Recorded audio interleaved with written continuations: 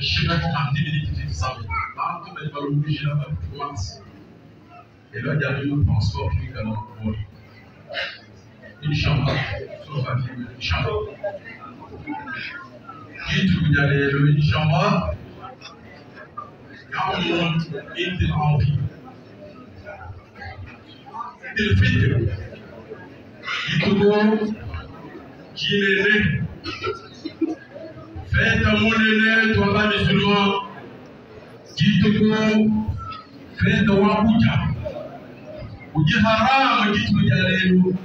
Jalo ya baba atajishia. Inshallah, dites-moi jalelu ya bibila Allah subhanahu wa ta'ala. Musamuna, mutundisha, weza takabira mishishirana nitisama. Ibada soko imefika chichi, sawa leo. Allahu Akbar, Allahu Akbar, Allahu Akbar. Allahu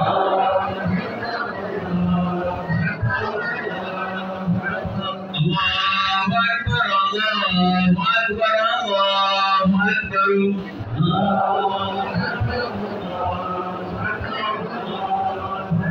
Allahu Akbar kabira.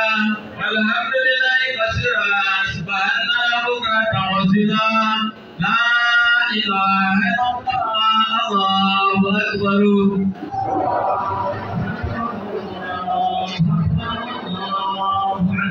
Allahu Akbar wa lillahil hamdu. Allahu Akbar wa lillahil hamdu. La ilaha illallah. Allahu Akbar. Allahu